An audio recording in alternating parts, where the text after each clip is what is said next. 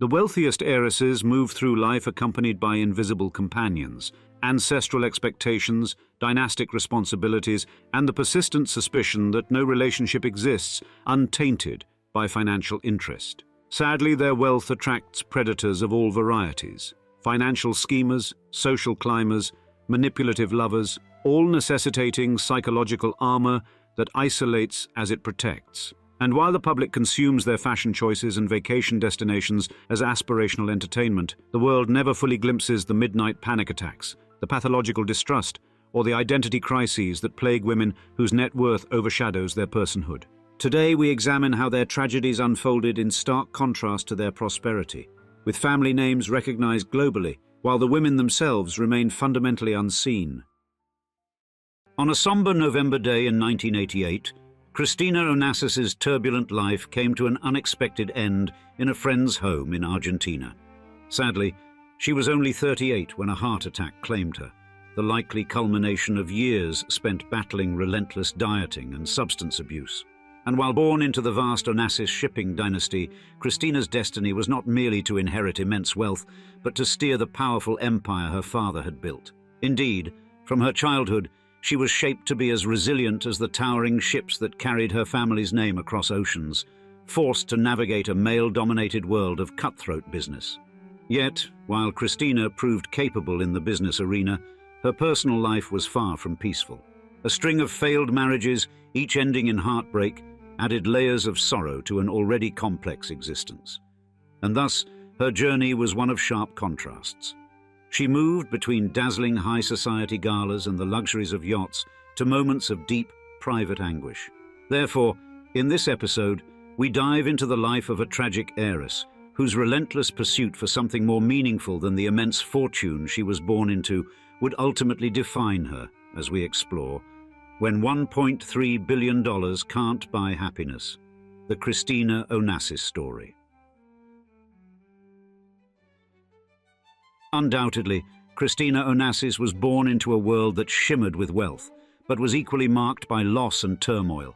And the Onassis family, bearing a name derived from the Greek word Nassos, or island, carried the weight of a seafaring legacy that would propel them into unimaginable riches, but also into the depths of personal tragedy.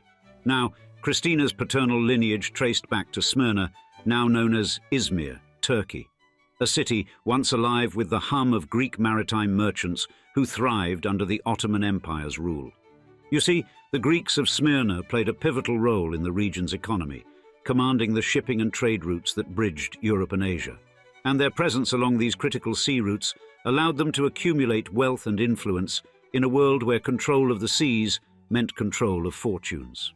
However, this seemingly stable existence was violently upended by the events of the Greco-Turkish War of the years 1919 to 1922. And Smyrna, once a hub of cosmopolitan life, became a scene of utter devastation as Turkish forces recaptured the city. The resulting inferno, known as the Great Fire of Smyrna, raged through the city's Greek and Armenian quarters in September of 1922, reducing their homes, businesses and dreams to ash. Consequently, the Onassis family, along with thousands of other Greeks, fled the city with almost nothing but the memories of their former grandeur. They thus found refuge in Greece, but their wealth had been reduced to dust, and their future seemed uncertain. But on her mother's side, Christina's inheritance of maritime power was equally illustrious. Her maternal grandfather, Stavros G. Livanos, was the visionary behind the Livanos shipping empire. Born on the island of Chios in 1887, Stavros had an instinct for the sea and for business. And unlike his peers who were content to maintain traditional maritime operations, Stavros embraced the potential of steam-powered vessels early in the 20th century, a shift that would set the stage for his empire's dominance.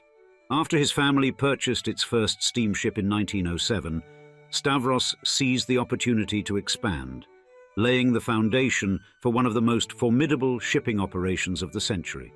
And his strict policy of avoiding debt, opting instead to buy ships outright, allowed his business to weather the financial storms that crippled many others during the Great Depression.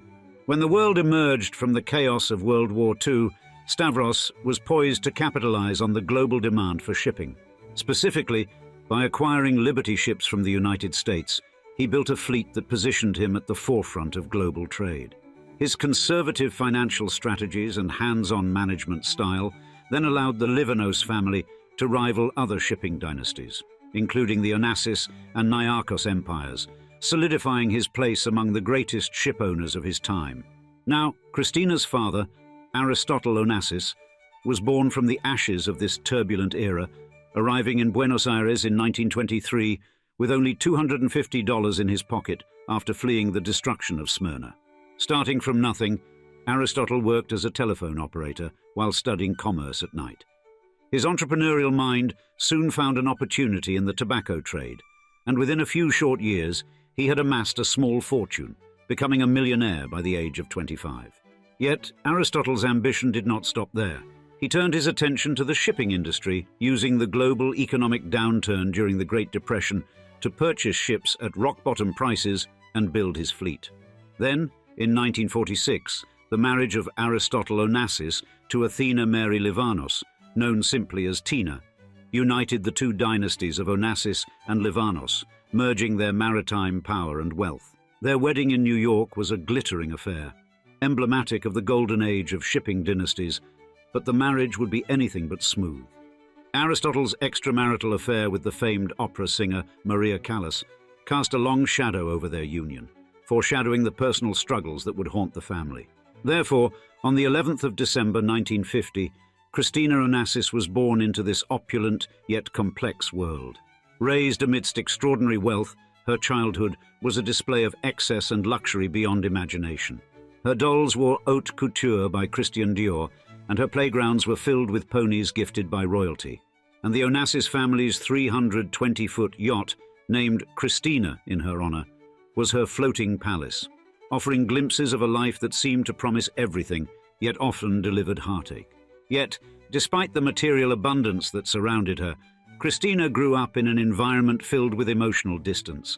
Her father's business pursuits and her mother's immersion in the social elite of Europe's high society meant that Christina often found herself adrift in a sea of wealth without the anchor of close familial connection. And her childhood, spent in the most luxurious settings, from New York to Paris to Athens, was marked by a sense of isolation and loneliness that would follow her into adulthood. Furthermore, Christina's education was as eclectic and international as her upbringing. She attended elite schools across several countries, becoming fluent in Greek, English, French, Spanish, and Italian. And while her schooling may have equipped her with knowledge of the world, it did little to shield her from the emotional storms brewing within her family. The glittering lifestyle of the Onassis family was often interrupted by Aristotle's high-profile romantic entanglements, and in 1960, when Christina was just 10 years old, her parents' marriage finally unraveled. The public scandals surrounding Aristotle's affair with Callas shattered the fragile veneer of their domestic life. Thus, the divorce marked the beginning of a new chapter for Christina, one that would see her alternating between the glamour of high society and the darker realities of being an Onassis. Between her mother's stately homes in Paris, Athens, and London, and her father's grand properties like the sprawling estate in Argentina or the luxurious villa in Monaco, Christina Onassis seemed to inhabit a world without limits. But her true refuge lay on her father's iconic yacht, the Christina, where she found a semblance of peace amid the dizzying affluence that defined her family's universe. Indeed, Aristotle Onassis, her father, often referred to Christina as his golden girl, a term of affection that masked the tremendous expectations placed upon her shoulders.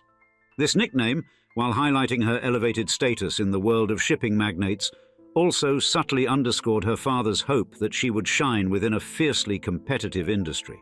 However, this role came with enormous pressures, which only heightened her internal struggles with self-worth, exacerbated by relentless media scrutiny and a sharp awareness of her body image. And Christina's pursuit of love was no less fraught, mirroring the turbulent waters her family's empire traversed. Marriage for her, though filled with hope at the outset, became a repeating cycle of heartbreak and disappointment. Now, her first marriage was to Joseph Bolker, a Los Angeles real estate developer who was 27 years older and had 4 children from a previous marriage. Bolker had made his mark in the world by developing low-cost housing solutions in the rapidly expanding and expensive landscape of Southern California. His work even extended into philanthropic circles, raising millions for cultural institutions like the Los Angeles County Museum of Art and the Music Center. Therefore, at just 20, Christina was swept off her feet by this older, established man, believing she had found a partner who could understand the complexities of her gilded world. Yet, her father, Aristotle, disapproved of the match, dismissing Bolker as unworthy of his daughter. And under this heavy paternal shadow, the marriage crumbled within 9 months, the love story unraveling as quickly as it had begun. Christina's next attempt at finding stability came in the form of Alexander Andreadis, a man cut from similar cloth, an heir to Greek shipping and banking fortunes. Initially, Andreadis carried significant weight in both maritime and financial sectors, which seemed to make him a suitable match for Christina, given their shared backgrounds. The marriage, however, failed to solidify into the life Christina desired, and the relationship, marked by conflicts and high expectations, collapsed after just over a year, leaving her once again searching for the love and stability she yearned for but could not seem to find. Then, in 1978, Christina turned to Sergei Kausov, a Russian shipping agent whose mysterious allure and shared professional interests piqued her attention for marriage number 3. You see, Kausov's career had been forged within the Soviet shipping industry, a difficult arena that required navigating the treacherous waters of international trade under a strict, state-controlled economy. Consequently, his experience in the shipping world seemed to resonate with Christina, whose life had been defined by the very same industry. Yet, despite the professional commonalities, their marriage lasted just under a year. The differences between their worlds proved too vast to bridge, and this third marriage also ended, leaving Christina adrift once more, her hopes of lasting companionship dashed yet again. Now, her fourth marriage in 1984 was to French businessman Thierry Roussel. Heir to a pharmaceutical fortune, Roussel had built a career in financial management and entrepreneurship, and he founded several companies, including SGFC in 1987, which focused on investment strategies, although his ventures were not without failure, most notably a loss of $30 million in a failed strawberry farm project in Portugal. But despite Roussel's business pedigree and apparent success, his personal life was far more chaotic. But Christina's marriage to him seemed grounded in a desire for family and stability, hopes that crystallized with the birth of their daughter, Athina, in 1985. However, this union, like the ones before it, was marked by turbulence. Roussel's ongoing affair with Swedish model Marianne Gaby Landhager, which had started long before his marriage to Christina, continued unabated during their marriage. Landhager had even borne him 2 children during his time with Christina, one born just months after Athina. The subsequent revelation of this double life was devastating to Christina, who had been desperate for a loyal, lasting relationship. In fact, in an attempt to salvage the marriage, Christina reportedly offered financial support to Roussel and even suggested a shared arrangement with Landhager, hoping this unusual compromise might keep her family intact. Yet her efforts were in vain, and the marriage ended in divorce in 1987, 2 years after Athina's birth.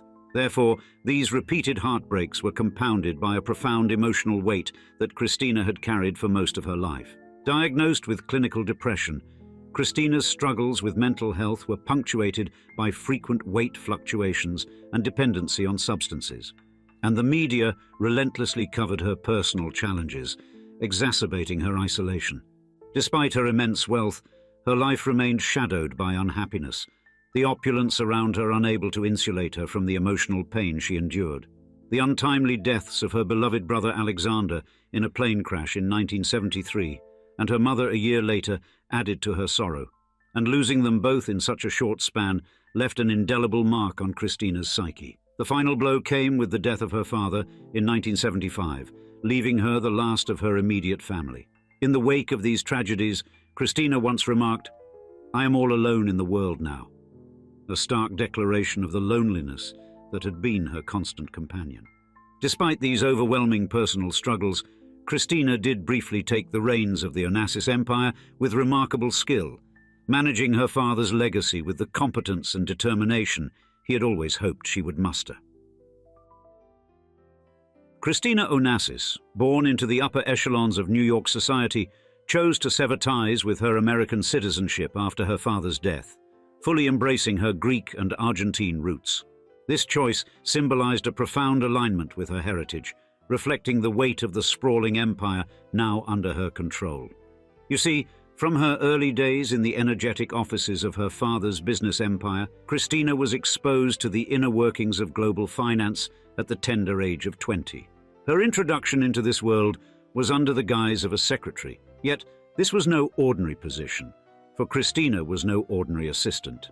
She was being prepared for something far more consequential, the eventual leadership of a massive shipping dynasty.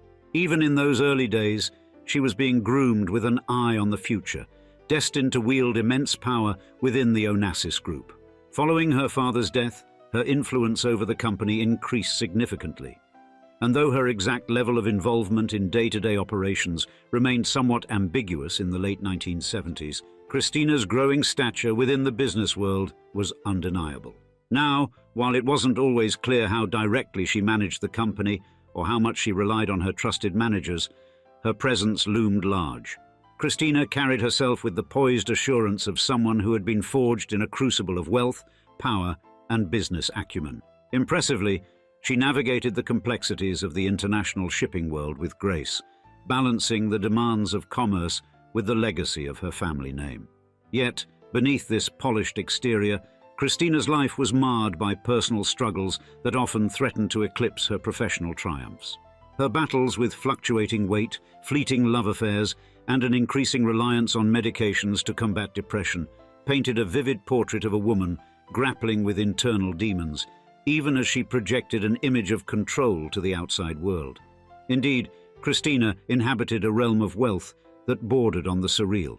This was the kind of affluence that allowed for extraordinary indulgences. On one occasion, she spent $30,000 on a private jet solely to secure her beloved supply of Diet Coke from the US. In another instance, when she forgot a David Bowie cassette in Austria, a helicopter was sent to Switzerland to retrieve it, a gesture that epitomized the blend of whimsy and extravagance that defined her existence. But her generosity, too, was unparalleled. She showered her friends with lavish gifts and monetary support, once reportedly spending $30,000 a month just to keep them available for her whims. Her close circle was, in many ways, an extension of her wealth, a safeguard against the loneliness that so often crept into her life. Christina confessed to wearing diamonds at breakfast, an understated indulgence that spoke to her effort to infuse her opulent reality with some semblance of routine and normality. However, beneath these displays of wealth lay a woman who was profoundly affected by clinical depression by the age of 30. This was a struggle she faced largely behind the high walls of her luxurious estates, far from the public eye. Her mental health battles led her to seek solace in both food and various medications, attempting to drown the emotional pain in whatever comforts were at her disposal. Yet despite the riches that surrounded her, Christina could not escape the isolation that permeated her existence. In her final years, seeking a change of scenery and perhaps a new chapter of life, Christina turned her gaze towards Argentina. In the autumn of her brief, tumultuous life, Christina Onassis considered a bold new chapter in Argentina, a place where passion lingers in every note of the tango and the vast pampas stretch endlessly under the sun. It was November 1988, and Christina had journeyed far from the glamorous settings that had always defined her, seeking tranquility among friends near Buenos Aires. She stayed at a country club just outside the bustling city, hoping to find a reprieve from the fame and fortune that had both empowered and imprisoned her since birth. Then, just as she sought this quiet retreat, tragedy struck. On the morning of the 19th of November 1988, Christina Onassis was found unresponsive in the bathtub of her lavish residence in Tortuguitas, a short drive from the Argentine capital. It was her maid who made the harrowing discovery, a moment that would shock the world and forever alter the fate of her young daughter, Athina. A subsequent autopsy revealed that Christina had suffered a fatal heart attack, exacerbated by acute pulmonary edema. This medical explanation quashed the swirl of rumors that had emerged, those speculating on more sinister causes for her sudden passing. At the time of her death, Christina's only daughter, Athina Roussel, who would later carry the full weight of the Onassis name, was just 3 years old.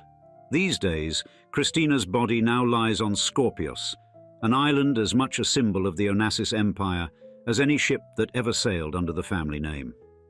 There, she rests alongside her father Aristotle and her brother Alexander, in a family mausoleum, and this hallowed ground, isolated from the world yet watched by it, serves as a quiet reminder of a family that had everything, and yet so often found itself longing for something far beyond wealth and power. In the rarefied world of fashion, few names evoke as much flair as Versace. Indeed, this brand, so representative of hedonistic luxury, unapologetic glamour, and audacious creativity, has secured an enduring place on the global stage. Yet, beyond the iconic designs and gilded runways lies a complex tale steeped in family drama, tragedy, and a delicate balance of power. At the heart of this saga is Allegra Versace, an heiress to an inheritance of over $800 million who was thrust into a world of immense wealth and legacy, yet burdened by a deep reluctance to fully embrace her runway-filled destiny. Thus, in today's episode, we'll explore how after Allegra inherited a staggering 9-figure fortune at just 18 years old, her life has been defined not by the wealth and status that surrounded her, but a complex struggle with her mother and beyond, as we describe, when $800 million can't save an heiress, the Allegra Versace story. Allegra Versace Beck came into the world dripping in designer labels and generational wealth. Indeed, with a last name that practically screams fashion royalty, Allegra's path was already paved in silk and gold before she could even walk in high heels. Specifically, as the daughter of Donatella Versace, fashion's grande dame, and American model Paul Beck, Allegra is the niece to the legendary Gianni Versace. And that's the kind of gene pool the rest of us can only dream about. Now, at just 11 years old, life handed Allegra an inheritance most of us wouldn't even know how to spend in several lifetimes, as her late uncle Gianni, in his will, ensured that a cool 50% of the Versace empire became hers. Thus, by 2023, her wealth had ballooned to an eye-watering $900 million. Now, you'd think with that kind of cash and such a storied name, she'd be front row at every couture show and sipping champagne with the A-listers. But no, Allegra prefers the quiet life, shunning the spotlight her last name so effortlessly attracts. Apparently, she's the rare billionaire who doesn't scream it from the rooftops, opting instead for a quieter, more reserved existence miles away from the red carpets and paparazzi frenzy. Then there's Mother Donatella, the queen of reinvention herself. After Gianni's murder, she didn't just keep the Versace brand alive, she turned it into a global juggernaut, and as of 2024, she's sitting on a $400 million fortune. But in Mama's case, every penny of that is earned. Indeed, she's been the creative force driving Versace to new heights while also serving as the group's vice president. That kind of empire building is not for the faint of heart, but then again, neither is her lifestyle. Take Villa Mondadori, Donatella's 15,000 square foot playground perched beside Lake Maggiore. Purchased for a neat $5.6 million, it's the kind of home you could get lost in for days. 20 bedrooms, 12 bathrooms, and enough space to throw the kind of lavish parties that have seen the likes of Walt Disney and Ernest Hemingway swanning around. Furthermore, its proximity to Lake Como, where Gianni once owned a villa, only adds another layer to the Versace family's deep-rooted connection to Italy, wealth, and style. And yet, with a mother living at that level of style and a personal net worth double that, you're probably wondering why Allegra Versace has opted to stay out of the limelight, in stark contrast to other family members. To get our answer, let's flip over to the next chapter and give you the broader, gold-gilded context. To fully grasp Allegra Versace's place within this unfolding story, we must explore the complex history of her uncle, Gianni Versace, the creative genius who reshaped the fashion world. Born on the 2nd of December 1946 in Reggio Calabria, Italy, Gianni was more than a designer. He was a creator of spectacle, a man who elevated fashion into an art form that embodied the excesses and glamour of an era. And his designs, daring and exuberant, adorned everyone from Hollywood superstars like Madonna and Princess Diana to European aristocracy, making the Versace label synonymous with luxury. But Gianni's rise in the fashion world began humbly, shaped by his early exposure to the craft through his mother, a dressmaker in their small town. This environment fostered Gianni's interest in fashion from a young age, as he spent much of his childhood surrounded by fabrics and the art of tailoring. Therefore, his mother played a significant role in shaping his understanding of the craft, instilling in him a deep appreciation for quality and detail that would later define his designs. Now, Gianni's sister, Donatella Versace, was born on the 2nd of May 1955 and shared a similar upbringing. Like Gianni, she was influenced by their mother's dressmaking business, and Donatella often described herself as the best-dressed little girl in the city, thanks to her brother's creations. Gianni would often make outfits for Donatella, and she became a key figure in his life, both personally and professionally. Thus, the bond between Gianni and Donatella was strong and dynamic. As children, Gianni would take Donatella out with him, even sneaking her to discos, much to their mother's dismay. This close relationship continued into adulthood, with Donatella becoming Gianni's muse and confidant. Therefore, when Gianni moved to Milan in 1972 to pursue his fashion career, Donatella frequently visited him, offering her insights and critiques as he established himself in the industry. Soon, Gianni's career took off in Milan, where his unique style quickly garnered attention, and by 1978 he launched his own brand, Versace, which became synonymous with luxury and bold design. There, his collections were known for their vibrant colors, daring prints, and innovative use of materials such as leather and metal, which challenged the conventional norms of fashion. Therefore, Versace's designs were not just clothing, they were artistic statements that celebrated individuality and self-expression. Soon, Donatella played a crucial role in the growth of the Versace brand. Initially working behind the scenes, she became more involved as Gianni's trusted advisor and muse, and her influence was instrumental in shaping the brand's image, particularly through her work on the Versace line in the 1980s. Indeed, Donatella's flair for drama and celebrity connections helped elevate Versace's fashion shows into grand spectacles that blended art, music, and high fashion. Consequently, Versace creations weren't merely clothing, they were statements, and their fashion shows turned into dazzling theatrical events, blending art, celebrity, and music into a spectacle that captivated the world. Thus, at the height of his powers, Gianni was a fashion monarch, ruling from his lavish homes, including the now iconic Casa Casuarina in Miami Beach. Yet, it was outside this very mansion that Gianni's life was tragically cut short on the 15th of July, 1997. His murder sent shockwaves across the globe, and the glamorous world Gianni had constructed suddenly collapsed into grief. But his death wasn't just the end of a life, but a devastating blow to the fashion empire he had built, leaving his family reeling and unsure of how to preserve the legacy that had made him a household name. Casa Casuarina, once a monument to Gianni's success, quickly became forever linked to the tragedy that robbed the world of one of its brightest creative forces. In the aftermath, Donatella Versace, Gianni's younger sister, was thrust into the spotlight as the new creative head of the brand, while also grappling with raising an 11-year-old daughter named Allegra.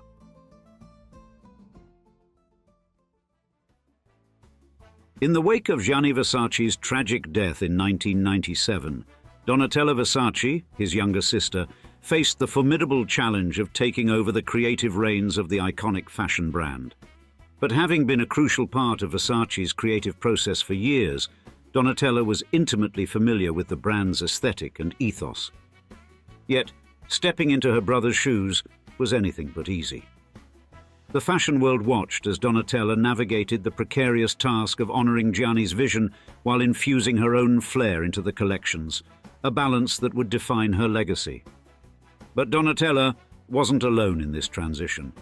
Her daughter, Allegra Versace, then just a child, was poised to play a critical role in the family empire.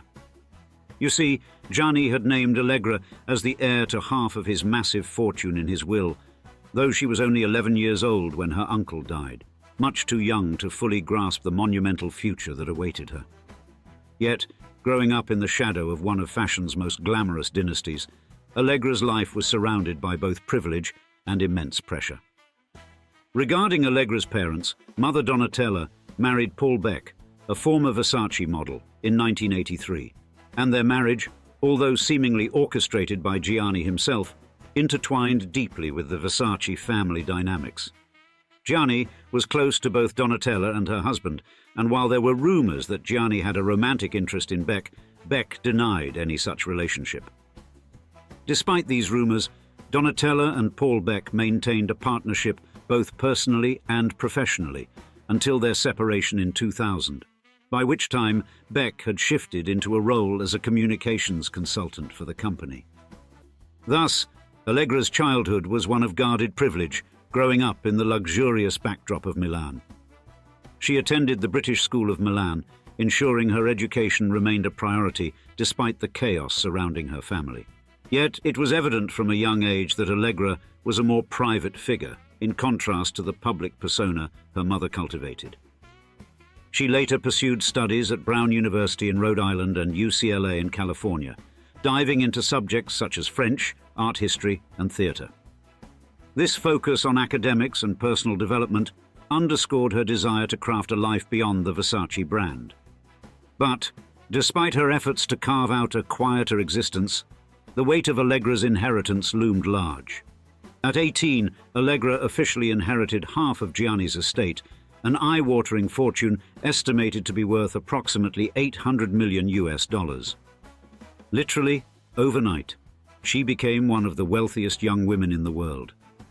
But with such an immense inheritance came heavy expectations, and Allegra's life remained deeply intertwined with the future of Versace.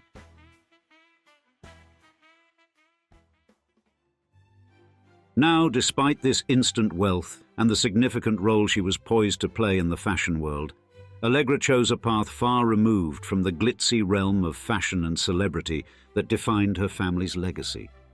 Unlike her mother, Donatella Versace, who thrived in the limelight with her bold style and commanding presence, Allegra retreated into a quieter existence, focusing on her studies and maintaining a low profile. You see, Donatella, with her flamboyant persona, embraced the challenge of steering the Versace brand through the turbulent waters of a rapidly changing fashion industry.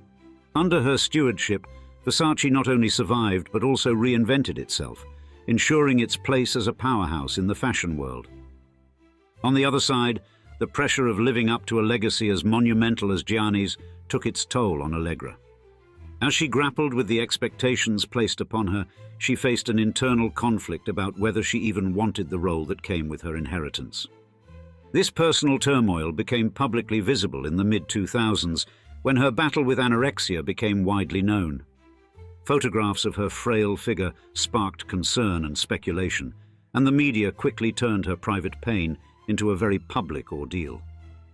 Furthermore, while Allegra Versace confronted her personal struggles, her mother, Donatella Versace, faced her own battles with substance abuse.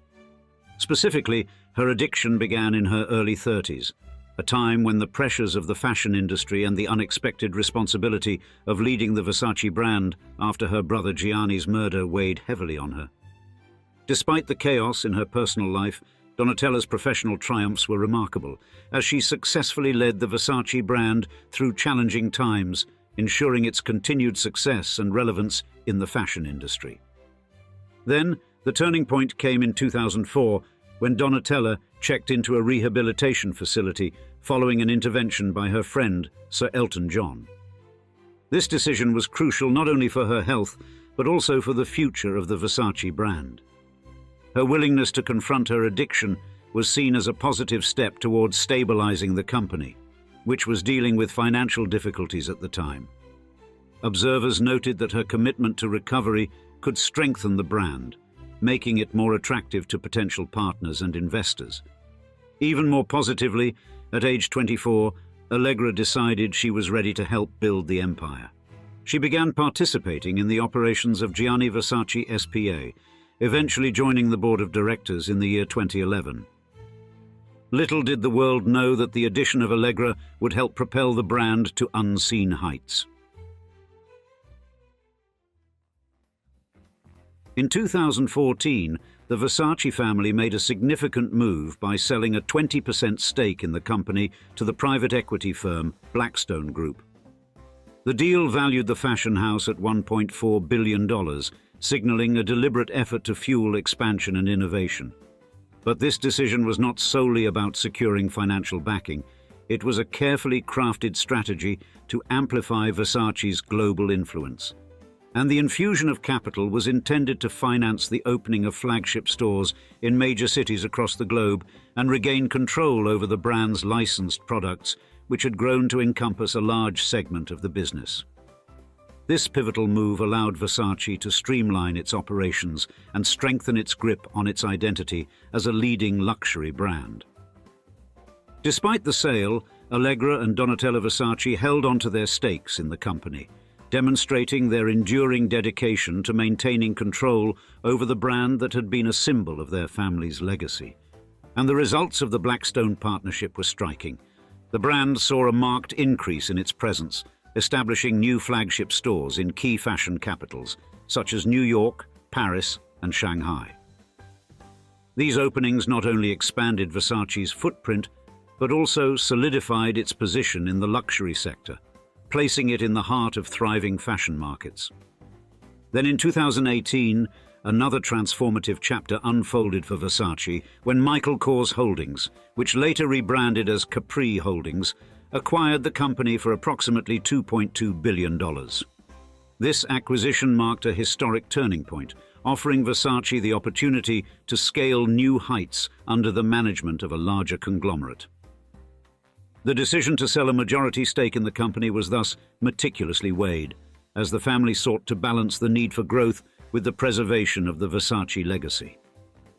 Importantly, Allegra, Donatella, and their family retained a substantial stake in Capri Holdings, ensuring they continued to have a significant influence over the brand's future. Therefore, this arrangement allowed them to remain at the helm of Versace's creative and strategic decisions, guiding its evolution while remaining faithful to its roots. Therefore, Allegra Versace's life, along with that of her mother, reflects the tension between immense wealth and personal challenges as she navigated the pressures of a legendary family name on her own terms. Her story isn't just about fashion or fortune, it's about finding balance in a world that never stops watching. If we were to ask you to think quick on your feet and name us a couple of fabulously rich people who recently made their wealth in the glamorous world of skincare and cosmetics, we'd bet the first thought coming to your mind would be someone like billionaire singer-turned-beauty icon Rihanna, or perhaps the more controversial claim that Kardashian clan member Kylie Jenner became, at one point in 2019, a billionaire from Kylie Cosmetics line. However, what if we were to tell you that there is one particular family with literally 100 times more wealth than pop singers like Riri, and would make reality TV fortunes like that of the Kardashians, comparable to the coins stuffed away in your niece's piggy bank? Indeed, in today's episode of Old Money Luxury, we'll step into the intriguing and dramatic $250 billion world of family-owned business, L'Oréal. Our story begins with the family's founder, a man whose meteoric rise to fame and fortune in the cosmetics world is forever shadowed by his dark alliance with Nazi Germany. Then the story shifts to his daughter, the family's original matriarch, who finds herself ensnared in a deceptive romance, betrayed by a charming celebrity photographer turned alleged conman. And yet, within this whirlwind of emotional turmoil and shadowy pasts, the family story takes an unexpected turn when this same dynasty gives the world its first woman with a net worth of over $100 billion, Françoise Bettencourt Meyers. Therefore, this isn't just a tale of financial success, it's a story tinged with unanswered questions and the lingering aftermath of past decisions, as we describe the wild history of the L'Oréal dynasty, the family of the world's richest women. Just a few days before the clock struck midnight on the 1st of January, 2024, Françoise Bettencourt Myers, heiress to the legendary L'Oréal cosmetics empire, vaulted into the financial stratosphere, becoming the first woman in history to tip the scales with a net worth north of $100 billion. This eye-popping figure, courtesy of the Bloomberg Billionaires Index and the financial fireworks, can be traced back to L'Oréal's stock, which skyrocketed to its highest zenith since 1998, highlighting the company's most stellar year to date. Now, Bettencourt Myers' golden touch primarily emanates from her substantial slice of L'Oréal, the beauty mega-brand boasting an arsenal that includes Lancôme and Garnier, and flaunted a handsome revenue of $42 billion in 2022. However, not merely content to sit on her laurels, Bettencourt Myers plays a pivotal role in shaping the company's destiny.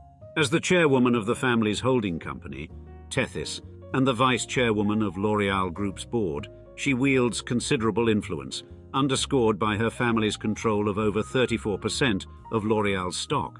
And under her strategic guidance, L'Oréal's stock price shot up by 35% in 2023 alone, a surge in value mirroring the company's robust health and the public's insatiable appetite for luxury products. And the company's aggressive growth strategy was evident in its recent acquisition of the Australian brand Aesop for a jaw-dropping $2.5 billion, marking L'Oréal's biggest brand conquest. And as of December 2023, L'Oréal's market cap stood at an astounding $267 billion, positioning it as the 36th most valuable company on the entire planet. Furthermore, the company's formidable growth trajectory outpaced the global beauty market, with a particularly strong showing in Europe, and L'Oréal's savvy approach to technology hasn't gone unnoticed. By focusing on solving tangible challenges over mere technological showmanship, its product launches have reaped dividends, exemplified by Lancôme Hapta's recognition in Time's Best Inventions of 2023 in the accessibility category. And in a historic move, L'Oréal's CEO, Nicolas Hieronimus, took center stage at CES 2024, marking the first keynote address by a beauty company at the event. This presentation highlighted L'Oréal's commitment to seamlessly integrating technology across physical, digital, and virtual platforms, underlining the company's forward-thinking ethos and its pivotal role in shaping the future of beauty and technology.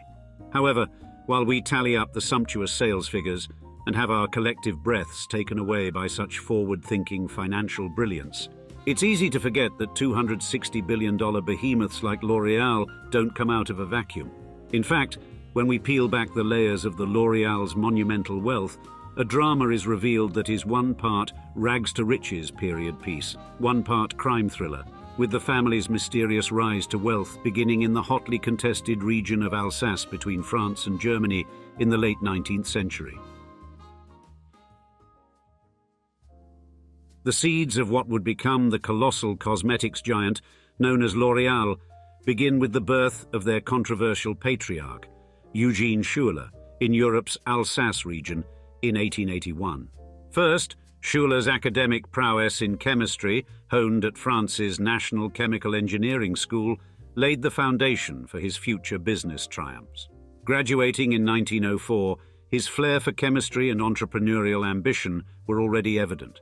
And in 1909, at the tender age of 28, Schuler ventured into the entrepreneurial world, establishing what would evolve into L'Oréal. His foray into the beauty industry began with the development of one of the first hair dyes, Aureal, a product that quickly caught the attention of Parisian hairdressers for its quality and efficacy. He then astutely registered his burgeoning enterprise as La Société Française de Teinture Inoffensive pour Cheveux, and developed an approach to business and product development firmly rooted in two core principles: relentless research and groundbreaking innovation. For the scientist-turned-cosmetics guru, this ethos was not just a set of ideals, but a practical strategy that guided L'Oréal's expansion into diverse beauty segments, including skincare, haircare, sun protection, and makeup. Thus, relentless research for Schuler meant an unwavering commitment to scientific exploration and understanding. For instance, Schuler's chemistry expertise led him to seek innovative formulas for hair dyes that were safer and more effective than the harmful ingredients commonly used at the time. On the other hand, Groundbreaking innovation under Schuller's leadership was about more than just following existing trends in cosmetics. It was about creating new ones.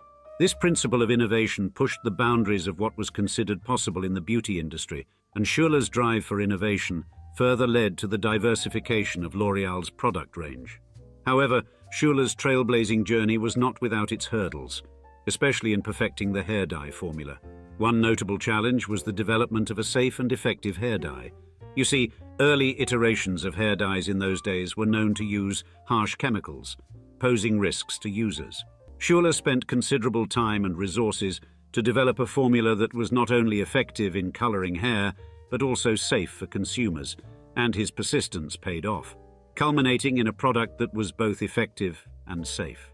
With this, the early 1910s saw the rise of L'Oréal, then still known as the Société Française de Teinture Inoffensive pour Cheveux, and Schuller's aforementioned iconic hair dye, L'Oréal, had marked the onset of L'Oréal's long-standing legacy in the beauty industry.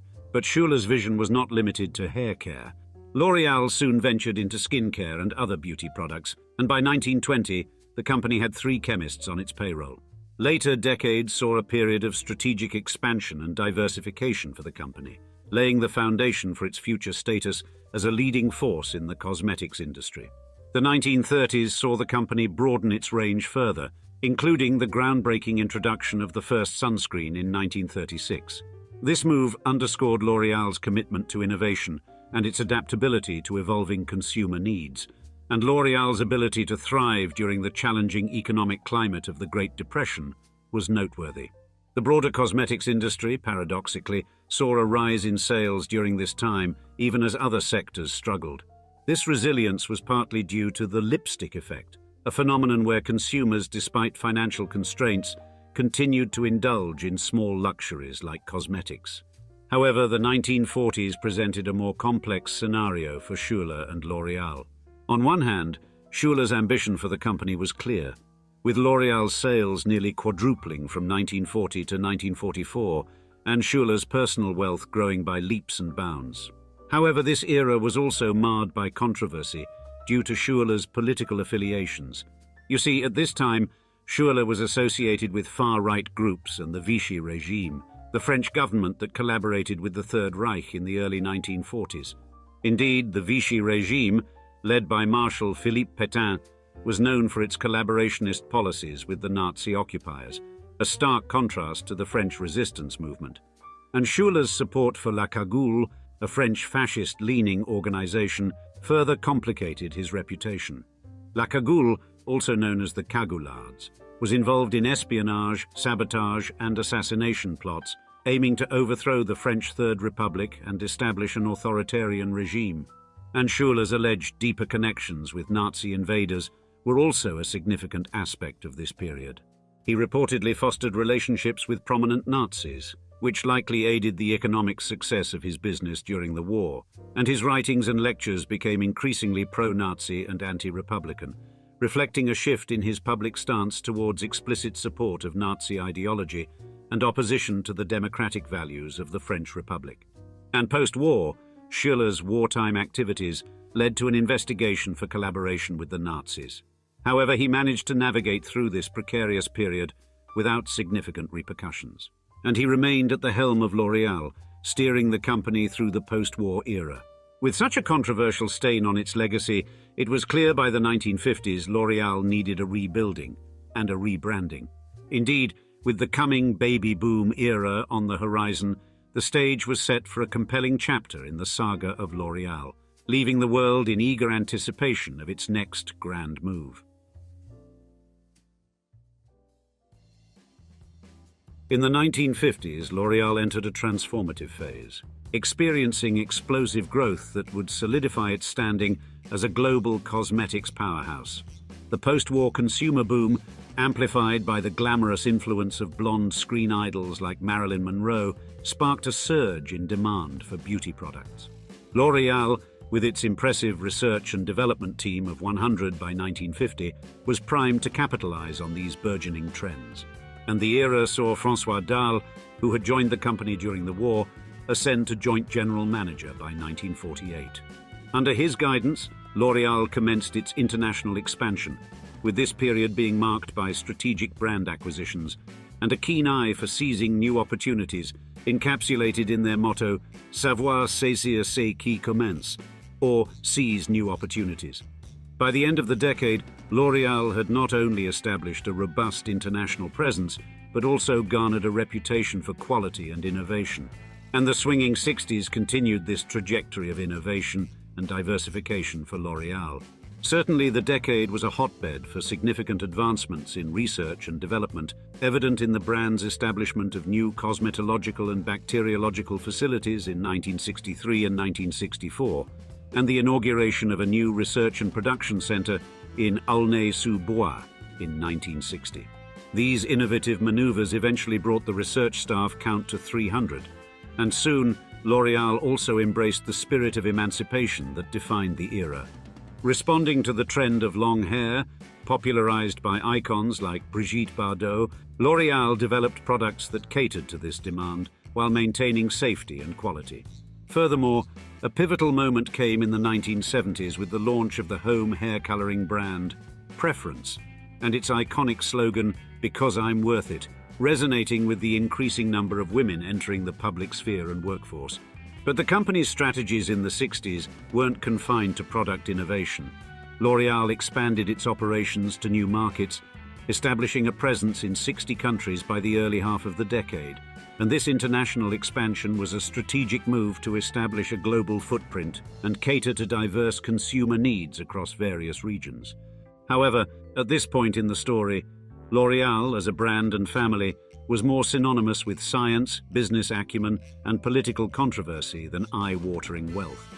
Undoubtedly, the opulent lifestyle and flashy displays of financial freedom many of us know the family for had yet to begin, and it took the birth of a young girl in Paris to get it all started.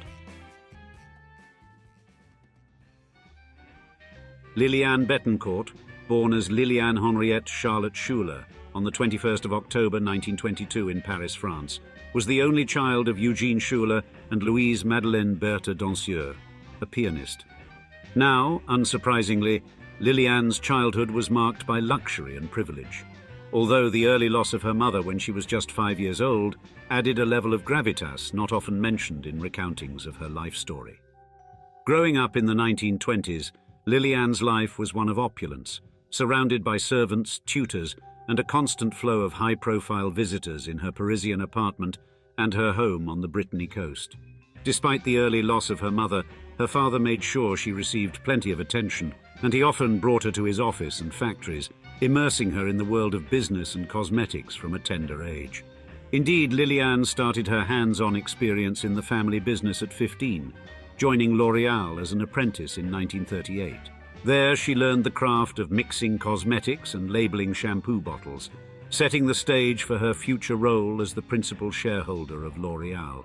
And by the early 1950s, Lilianne had climbed the corporate ladder to become vice president of L'Oréal. Certainly, her initial roles in L'Oréal were crucial in shaping its future. She was deeply involved in the company's operations and played a significant role in its expansion.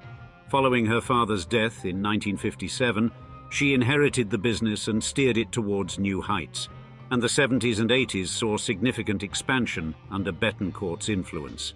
She adopted an aggressive expansion strategy, leading to the acquisition of several high-profile brands, such as the French luxury perfume and cosmetics house, US cosmetics company Helena Rubinstein, and luxury fashion retailer Ralph Lauren. Then, in 1974, Bettencourt made a strategic move by selling almost half of her L'Oréal stock to Nestlé, forming the French holding company Gesparal. This alliance greatly facilitated L'Oréal's expansion into international markets, particularly in Japan, and the company's structure remained a federation of competitive companies, boasting 147 production and distribution facilities worldwide across 5 divisions. Additionally, alongside her husband André and their daughter Françoise Bettencourt Myers, Lilianne Bettercourt founded the Bettencourt Schuler Foundation in 1987. And throughout the 1990s, the foundation dedicated substantial resources to various causes, with a significant focus on supporting scientific research. Thus, by the turn of the 21st century, L'Oréal's ascension to a market leader in the beauty industry was the culmination of strategic decisions and visionary leadership across generations. The company's growth trajectory was not just a matter of chance, but a result of its ability to evolve with its consumer base and effectively anticipate the needs of an ever-growing market. However, all the business success in the world doesn't necessarily grant someone an eagle eye when it comes to love. Therefore, in the final chapter of our saga, we'll see as the one-time richest woman in the world deals with a legendary case of alleged fraud in the romance department.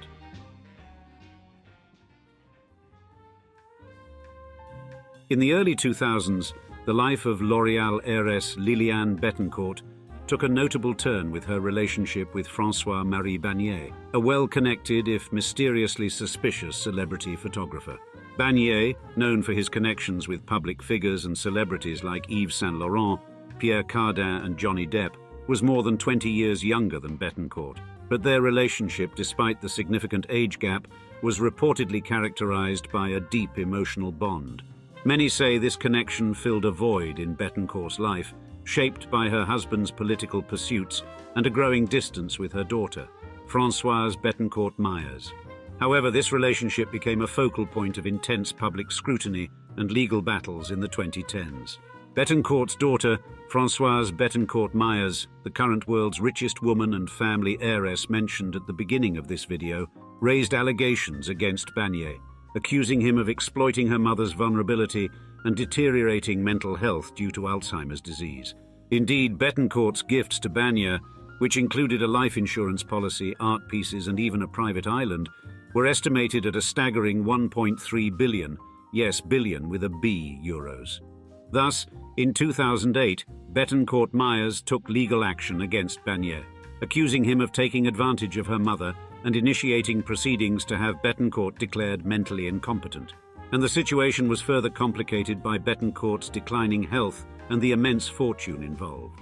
The legal battles spotlighted the complex dynamics of wealth, influence and vulnerability, painting a vivid picture of the challenges faced by one of the wealthiest families in the world and the intricate personal relationships within it. Thus, the Bettercourt-Bagnier trial, one of the most high-profile cases in French history, captivated the public's attention and drew parallels to the Brooke Astor trial. In July 2010, the trial faced an adjournment due to the emergence of tape recordings made by Bettercourt's butler, which revealed that Bettercourt had initially made Bagnier her sole heir, excluding the L'Oréal shares already signed over to her daughter and grandsons. However, Bettercourt later removed Bagnier from her will, and in 2015, Bagnier was convicted of abuse of weakness of Lilianne Bettercourt. The prosecutor described Bagnier's influence over Bettercourt as overwhelming, comparing it to a spider's control over its prey. Subsequently, Bagnier was initially sentenced to 2.5 years in prison and ordered to pay 158 million euros in damages. Additionally, 7 other defendants, including Bettercourt's financial advisor, lawyer and notary, were convicted. However, upon appeal in 2016, Bagnier's sentence was reduced to 4 years suspended and a €300,000 fine, with the other damages cancelled. And the public fallout from the Bettercourt-Bagnier controversy posed a potential risk to L'Oréal's brand perception. The scandal threatened the trust and esteem customers placed in the L'Oréal brand, which could have negatively impacted the company's financial performance. However, L'Oréal's long-standing reputation for product quality, scientific research and brand stability helped mitigate the potential negative impact on its public image. In response to these challenges and the evolving consumer culture, L'Oréal strategically embraced the digital revolution. The company focused on creating unique beauty experiences through a data-driven approach, enabling personalized products and services.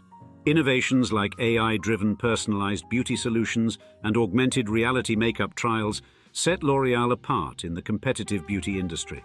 And financially, L'Oréal maintained a strong position in the beauty industry. In 2020, despite the pandemic-induced decline in the overall beauty market, L'Oréal preserved its profitability, and by 2024, L'Oréal has remained the top player in the beauty industry, significantly outperforming its closest competitor, Unilever. When you imagine becoming the heiress to a monumental old money fortune that spans not one, but 2 European dynasties, you'd likely envision a life draped in luxury. opulent galas, exclusive parties, and leisurely afternoons on sun-drenched yachts. In this world, perfumed by the salty breeze of the Mediterranean and lined with the silks of couture fashion, we'd like to think, only promises a daily existence wrapped in pleasure and privilege. Yet, for Athina Onassis, a descendant of the storied Onassis and Niarchos, for instance, her mother, Christina, led a life marked by emotional turmoil and untimely passing, leaving young Athina with a legacy tinged with sorrow rather than just splendor. Then, inheritance disputes soon followed, entangling Athina's billion-dollar birthright in legal battles and public scrutiny. Worse still, her marriage, which should have been a fairy tale continuation of her storied lineage, crumbled under the weight of betrayal when her husband was reportedly unfaithful. In today's episode, we'll unveil the secrets of this iconic old money heiress, from her 18th birthday celebration that reportedly racked in at least $1 billion to the enigmatic troubles of one of the 21st century's most private heiresses, as we describe, Athina Onassis, the billionaire heiress who can't escape drama. Welcome to the world of Athina Onassis, where money doesn't just talk, it launches 1,000 ships. And Athina, the last in line of the legendary Aristotle Onassis fortune, stands uniquely at the confluence of not one, but two of the grandest shipping empires Greece has ever seen. Imagine, if you will, the colossal weight of inheritance from the Onassis and the Niarchos families, two names that could comfortably fund their own small countries, and often come close in the form of owning lavish Greek islands. Now, Athina's maternal lineage is a stroll down millionaire's lane, directly leading to Aristotle Onassis, the titan of shipping, who not only collected ships and cash, but also managed to woo Jacqueline Kennedy into a high-profile marriage. And when Aristotle's curtain fell in 1975, he left behind a cool $500 million, chump change by today's billionaire-heavy standards perhaps, but a whopping $2.3 billion when adjusted for inflation. His daughter Christina, Athina's mother, initially held the reins to this fortune until her own untimely demise in 1988, at which point young Athina, a mere tot, became the heiress to what might just be the mother of all piggy banks. But wait, there's more. Athina is not just an Onassis. Through her grandmother, Tina Livanos, she's tied to another behemoth of the seas, Stavros Niarchos, a man whose rivalry with Aristotle was the stuff of Greek legend, with enough plot twists to make a soap opera blush. And Niarchos, who built supertankers as if they were Lego sets, left behind a treasure trove worth $12 billion, ensuring the family gatherings were probably more about asset management than passing the salt. Now, the spoils of this family feud are, in part, real estate galore, mansions in Paris, Geneva, and a little seaside retreat on Ibiza, just for the summer, mind you.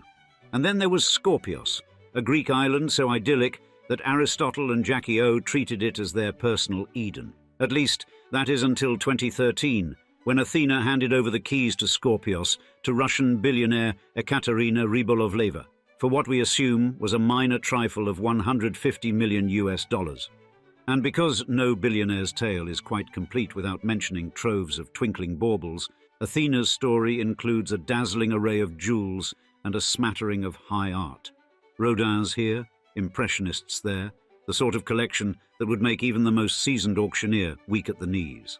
Despite this gold-plated, jewel-encrusted, island-hopping heritage, Athina Onassis tries to keep it low-key, shying away from the glare of the public eye. And yet, all that glitters is not gold in Greece, and Athina Onassis's lineage is chock full of high seas drama, heart-wrenching tragedy, and much more. In the next chapter, we'll roll back the clock and explain how this 21st century heiress has one of the most fascinating backstories we've ever featured on this channel. In the 21st century, Athina Onassis stands at a perilous crossroads, the last of her name, the final heir to the intertwined legacies of two of Greece's most powerful dynasties. Thus, her story is not just hers alone, but a shadowy reflection of two giants, Aristotle Onassis, her grandfather, and Stavros Niarchos, the man who both rivaled and mirrored him in ways that went far beyond mere business. First, Aristotle Onassis, the man who emerged from the ashes of Smyrna, was a force of nature. His journey from a modest start in the bustling ports of what is now Izmir to ruling one of the most formidable shipping empires was nothing short of legendary. And Onassis was more than a businessman. He was a master strategist, a man whose every move was calculated to propel him higher, farther. You see, his marriage to Athina Livanos, the daughter of another shipping magnate, was no simple union of love. It was a strategic alliance, a move that solidified his power within the Greek shipping elite. On the other side was Stavros Niarchos, born into an affluent Athenian family whose eyes were set on the future of global trade. Niarchos was no less ambitious than Onassis, and he too understood the power of strategic marriages. His vision, however, lay in the vast potential of oil transportation, leading him to build a fleet of supertankers that could rival the empire Onassis had painstakingly constructed. Therefore, Niarchos too tied his fate to the Livanos family, marrying Eugenia Livanos, sister to Onassis's wife, and in doing so, he stepped into a rivalry that would become legendary. But the marriages of these two men to the Livanos sisters were not mere social contracts. They were declarations of war, battles fought not with weapons, but with wealth, influence, and legacy. Onassis, never one to shy away from the public eye, cemented his place on the world stage with his marriage to Jacqueline Kennedy, the widow of a fallen American president. This union was a masterstroke, linking him to the world's most powerful political dynasty, a move that resonated across oceans and continents. Yet, their battle was not confined to the seas or the sprawling empires they built. The heirs to these legacies have been shaped in the crucible of this rivalry. Athina Onassis, the last of her line, has chosen a path of discretion, distancing herself from the world her ancestors dominated. Her Niarchos cousins, however, have embraced the public eye, continuing their family's tradition of philanthropy and influence through the Stavros Niarchos Foundation. And yet it was the many would say wild upbringing of Athina's mother, Christina Onassis, that would have the biggest effect on the young heiress's life. Christina Onassis, Athina's mother, entered the world on the 11th of December 1950 in New York City as a child born into the heights of wealth and influence. At the time, her father, Aristotle Onassis, was among the richest men alive, and her mother, Athina Livanos, was the daughter of another aforementioned shipping titan. Thus, Christina's life began in a swirl of luxury, with homes scattered across Paris, Greece, and England. Yet, beneath the surface of this glittering existence, shadows loomed. You see, her parents' marriage, troubled by her father's notorious affair with the opera singer Maria Callas, unraveled when Christina was just 10 years old. And this scandal, played out under the harsh light of public scrutiny, left Christina feeling humiliated. Then, the 1960s were marked by a difficult relationship between Christina and her father. Aristotle Onassis, a man known for his overbearing nature, had high expectations for his daughter, and he intended for her to take over the family empire one day. Yet, while Christina admired her father, their bond was often strained. The tension between them only deepened when Aristotle married Jacqueline Kennedy in 1968. Neither Christina nor her brother Alexander trusted their new stepmother, and they never grew close to her. Therefore, this already fragile family structure was shattered further when Alexander died in a plane crash in 1973, a tragedy that devastated both Christina and her father. The following years brought more sorrow, with the death of her mother in 1974 and her father's passing in 1975. Consequently, Christina was left alone to bear the weight of the Onassis fortune, a burden that would follow her for the rest of her life. Then, the 1970s and 1980s were turbulent years for Christina, marked by a series of troubled marriages. Her first marriage, at just 20 years old, was to Joseph Bolker, a real estate developer who was 27 years older than her, and this union, reportedly disapproved of by her father, lasted a mere 9 months. After her father's death, Christina married Alexander Andreadis, a Greek shipping heir, but this marriage also ended in divorce after just over a year. Her third marriage, to Sergei Kauzov, a Russian shipping agent, fared no better, lasting from 1978 to 1979. But it was in 1984 that Christina entered into her fourth and final marriage with Thierry Roussel, a French businessman and the future father of Athina. Now, Thierry Roussel, born on the 16th of February 1953 in Neuilly-sur-Seine, France, came from a prominent family involved in the pharmaceutical industry. His father, Henri Roussel, led a company responsible for developing the controversial drug RU486, and Thierry's mother, Francine Grinda, was part of a well-connected family, with her father being the French politician Édouard Grinda. Thierry had two sisters, Patricia and Christine, with the latter becoming a duchess, in fact, and he completed his high school education in 1972 and studied economics at Panthéon-Assas University. Now, Athina's parents, Thierry and Christina, first crossed paths as teenagers, but their lives took different directions before reconnecting in the early 1980s. And despite Thierry's relationship with the Swedish model Marianne Gaby Landage, Christina eventually won him over, and they married in 1984. This marriage, however, was troubled from the start. Christina seemed deeply infatuated with Thierry, but his ongoing affair with Landage and his disinterest in a genuine marital relationship cast a long shadow over their union. Their honeymoon in the Caribbean was the beginning of a rocky marriage. Christina's mental health issues, coupled with Thierry's infidelities, made for a volatile relationship. The couple had one child, Athina Onassis Roussel, born in 1985. However, their marriage deteriorated rapidly, and divorce proceedings began just 8 months after Athina's birth. Christina, desperate to keep the marriage alive, went so far as to financially support Thierry and even proposed a shared arrangement with Landage, but these efforts were in vain. The divorce was finalized in 1987, but the complex and troubled relationship between Christina and Thierry continued until her death in 1988. It was within this tragic set of circumstances, despite being raised into immense wealth, that one Athina Onassis would grow up. Athina Onassis was born on the 29th of January 1985 in the American Hospital of Paris, located in Neuilly-sur-Seine, France. And from the moment she took her first breath, she was the living continuation of a legacy steeped in wealth and power, as she was the only heir of Aristotle Onassis. Yet Athina's early years were shadowed by misfortune and complications that would shape her life in ways few could imagine.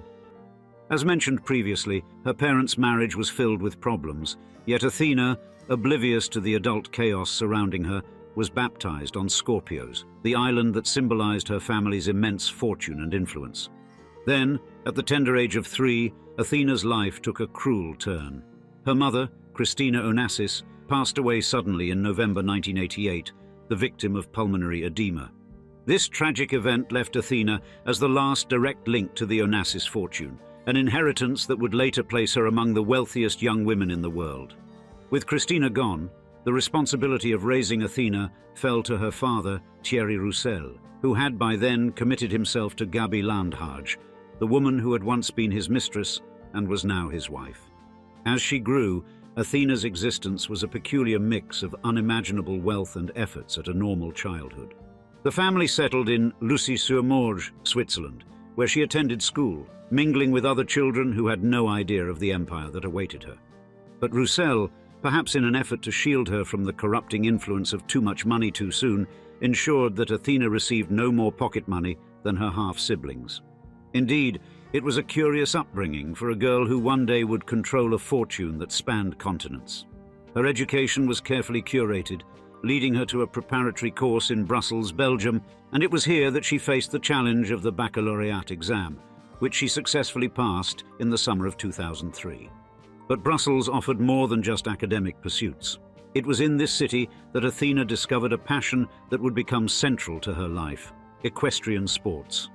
Horses, with their grace and power, captivated her, providing a rare avenue for expression and escape from the pressures of her inheritance. Yet, through these formative years, the Onassis fortune, so vast and intricate, was not hers to control. You see, Christina Onassis always held a certain distrust towards Thierry Roussel, the man her daughter would one day call father. In fact, she saw him as a potential threat, a man whose ambitions could easily veer off course. And to guard against any unwanted surprises, she had the family wealth placed under the watchful eyes of a board of administrators, a group she handpicked herself. The chosen trustees were Stelio Papadimitriou, Paul Ioannidis, Apostolos Zabellas, and Theodore Gabrielides, men who understood the seriousness of their duty. As young Athina grew up, every penny spent in her name required the board's nod of approval. Certainly, it was a system that grated on Father Roussel's nerves, so much so that he once threatened to pack his bags and head back to France, where the estate's tax obligations would have been far steeper. And though she was only 13, Athina already felt a deep resentment towards anything related to her Greek heritage. In one of her rare interviews, she confessed to an Italian magazine that she believed the Onassis name was the root of all her troubles. Then, her stepmother, Gabi Landhager, confirmed this sentiment during an appearance on American television, recounting how Athina had once said that if she could, she would burn every last dollar of the Onassis fortune. Yet on her 18th birthday, Athina assumed control of her portion of her mother, Christina Onassis' estate, estimated to be worth between $700 million and $1 billion, instantly making her one of the wealthiest individuals in the world. However, another battle began after she turned 21 in 2006, when her lawyers attempted and failed to secure her position as president of the Onassis Foundation. In fact, the board was unyielding, deeming her unqualified and asserting that she had no legitimate claim to Aristotle Onassis' estate. They cited her lack of connection to Greek culture, unfamiliarity with the language, absence of formal education, and complete lack of work experience as evidence of her unsuitability. They even invoked the memory of her late uncle Alexander, arguing that Athina had little in common with the legacy left by her grandfather. Yet, despite the intense legal battles and challenges Athina Onassis faced in her quest to become president of the Onassis Foundation after her 21st birthday, she did receive the remainder of her inheritance at that time. And regarding romance, around the same time, in March 2003, Onassis found herself drawn to Álvaro de Miranda Neto, a Brazilian showjumper with 2 Olympic medals to his name. The relationship quickly grew serious, and she made the move to São Paulo, purchasing a luxurious duplex with sweeping views of Ibirapuera Park for $8.6 million. By December 2005, the two were married in a ceremony brimming with Brazilian VIPs and equestrian friends. Yet, absent were her father and stepmother. The couple, suspiciously uninterested in extravagant gifts, encouraged their guests to make charitable donations instead. But the marriage didn't last. By 2016, the couple had separated following allegations of infidelity on Miranda's part, and the ensuing divorce was swift and complex, with Onassis securing the services of the formidable lawyer Robert Stephen Cohen. Legal battles spilled into the courts of Antwerp, Belgium, where Onassis had been living. Miranda contested the prenuptial agreement and demanded alimony, while disputes over the ownership of their horses added further complications.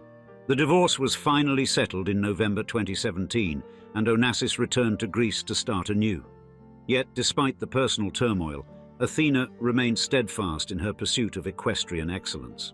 Indeed, she had been a competitive showjumper since childhood, and in 2001 she claimed second place in an event in Jerez, Spain.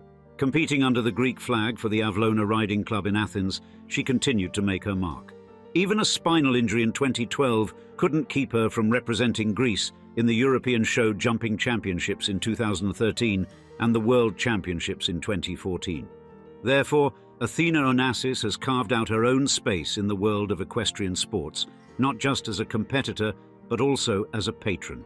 The Athina Onassis International Horse Show, established in 2007 in São Paulo, eventually found its home on the glamorous shores of Pampelon Beach in Saint-Tropez by 2014. The horse breeding and training business she co-owned with her former husband in Belgium, AD Sport Horses, continued to operate, a lasting symbol of her enduring connection to the sport. Imagine you and your sibling grow up knowing that exactly $1 billion awaits you at your 21st birthday. Initially, it sounds like a dream come true. And yet, for the Inman Twins, partial heirs to the mammoth Duke tobacco fortune, yes, that Duke family as in Duke University, that billion-dollar inheritance became a personal nightmare. As their father struggled with drug addiction and cycled through marriages, Georgia and Patterson Inman endured horrors that wealth couldn't shield them from. Behind the grand facades of their multiple mansions, the twins faced unthinkable abuse. Forced to play Russian roulette by their nannies, physically tortured in scalding baths and locked in their rooms at night. Their education was neglected, their development stunted, and their childhood stolen, all while they remained heirs to one of America's greatest fortunes. By the time they reached their anticipated 21st birthday, the twins would discover that even their billion-dollar birthright was more mirage than reality. Therefore, in today's episode of Old Money Luxury, we'll share the shocking true story of how two of America's would-be wealthiest twins became its most pitied heirs. In order to understand both the immense wealth and monumental tragedies of the Inman twins, partial heirs to the colossal Duke family fortune, we must start at the beginning, where the wealth flowed like a river through generations. Yet, unlike the hydroelectric currents that James Buchanan Duke had harnessed to build his empire, this flow of fortune brought not just power, but profound destruction in its wake. The story began in the tobacco fields near Durham, North Carolina, where Duke, born in 1856, transformed a modest leaf trading business into an industrial colossus. By 1890, at merely 33 years old, he assumed the presidency of the American Tobacco Company, his mechanized production methods revolutionizing an entire industry. But tobacco was merely the beginning. Duke's penetrating gaze had fixed upon another source of wealth, the untapped potential of hydroelectric power. In 1904, he established the Southern Power Company, later known as Duke Power Company, extending his influence from the smoky realms of tobacco into the very electrical currents that would power the New South. When his daughter Doris was born in 1912, newspapers heralded her as the richest little girl in the world, a title that carried with it both privilege and burden. The Duke residences rose like American castles. A mansion on Manhattan's Upper East Side, the summer retreat of Rough Point in Newport, and the sprawling expanse of Duke Farms in New Jersey. Yet within these gilded walls, James Duke was planting seeds of paranoia that would flourish long after his death. The inheritance that passed to Doris, estimated at $100 million in trusts, equal to nearly $2 billion today, seemed to carry with it a curse of isolation. She married James H.R. Cromwell in 1935, embarking on a 2-year honeymoon that led them to Hawaii, where they built their sanctuary, Shangri-La. But even paradise could not guarantee happiness. The marriage dissolved during World War II, and a series of high-profile relationships followed, including liaisons with Duke Kahanamoku, Errol Flynn, and General George S. Patton. In 1940, tragedy struck when her only child, a daughter named Arden, lived for just a single day. Yet beneath the surface of this narrative of wealth and loss ran another current, one that would eventually merge with the mainstream of the Duke fortune. Nanaline Holt, the great-grandmother of Georgia and Patterson Inman III, and the woman whose marriages would forge an alliance between the Duke tobacco empire and the Inman fortune, emerged from Macon, Georgia in 1871, her destiny shaped by both the fading gentility of the post-Civil War South and an iron determination that would propel her far beyond her origins. As the daughter of Judge Thaddeus Holt, she possessed not only the expected graces of a Southern belle, but a shrewd understanding of power that would serve her ascent through America's industrial aristocracy. Her first strategic alliance came in 1890, when at 19 she married William H. Inman, an Atlanta cotton merchant whose wealth had weathered the agricultural depression that ruined so many of his contemporaries. Their union produced a son, Walker Patterson Inman, in 1894, but William's death in 1902 left Nanaline a young widow, though not for long. Within 5 years, she had secured an even more advantageous marriage to tobacco titan James Buchanan Duke, a union that would fundamentally reshape the trajectory of the Inman line.